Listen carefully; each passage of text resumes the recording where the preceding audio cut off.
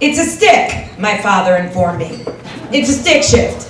But I don't know how to drive a stick shift. I'll teach you. When? Now.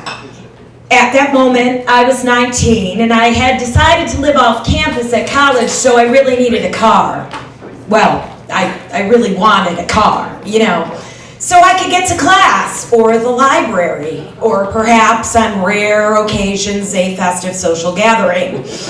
I was thrilled when my parents told me they had bought a beautiful new white Pontiac Le Mans hatchback with black trim.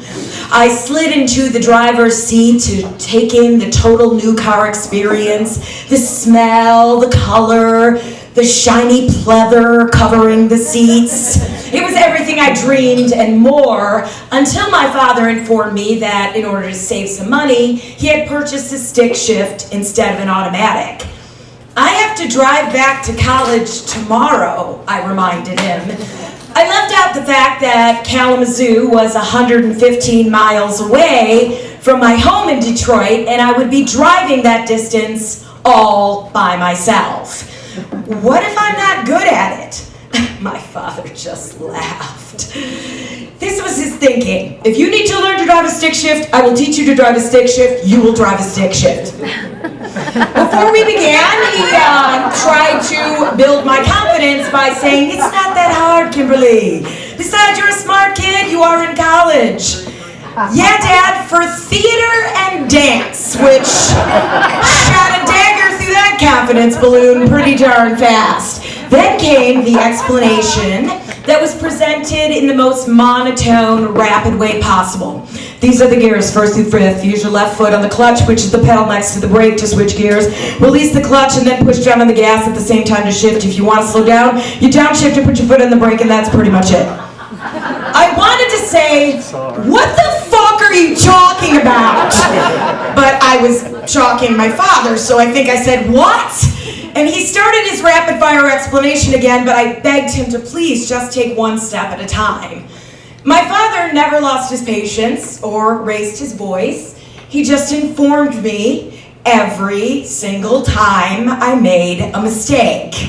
For instance, when I went to start the car, not realizing the car was already running, and after the loud screech, my dad coolly said, the car's on. To which I replied, yes, Dad, thank you.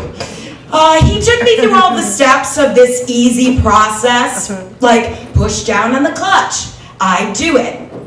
And then he'd go into using this word that became like a knife into my heart. Stalled.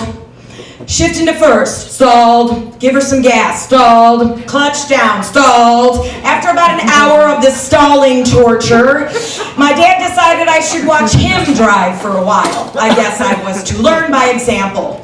My father shifted from gear to gear leisurely, all the while explaining how simple it all was. Just clutch, shift, gas, and go. So easy a child could do it.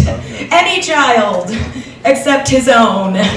When I returned to the driver's seat, the first thing I did was stall, which my daddy sweetly told me I should probably stop doing. We drove up and down Chandler Park Drive, stalling and starting and stalling and starting for hours upon end. Somehow, at the end of this warped version of driver's ed, I was roughly able to get through all the gears without stalling. And when I say roughly, I mean roughly. It was such a jerky ride, there was a good chance you'd need a neck brace by the end of it. The next morning, I reluctantly crawled into my brand new, beautiful white Pontiac Le Mans hatchback with black trim, placed my shaky hands on the wheel, and willed myself not to cry. My darling father leaned into the passenger side window with this sly grin on his face that seemed to say, this could be a disaster. And then he sent me back to college with these words of wisdom. Remember, Kimberly, once you make it to the freeway, just put her in fifth and don't stop. By the time I finally made it to the freeway and put her into fifth, as my father advised, I was a sweaty mess and I felt like I had been driving for days.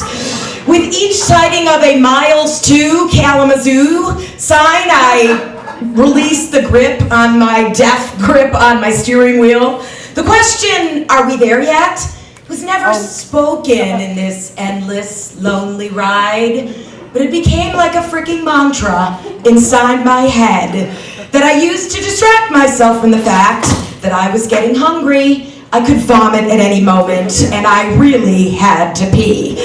But none of that mattered because there was no chance in hell I was going to stop till I made it to Kalamazoo. Somehow I did make it. Of course, as soon as I got off the freeway, I immediately stalled. I am getting ready to send my own daughter to college in the fall. And she doesn't have her license because she has a real fear of driving, or as she eloquently puts it, killing someone possibly.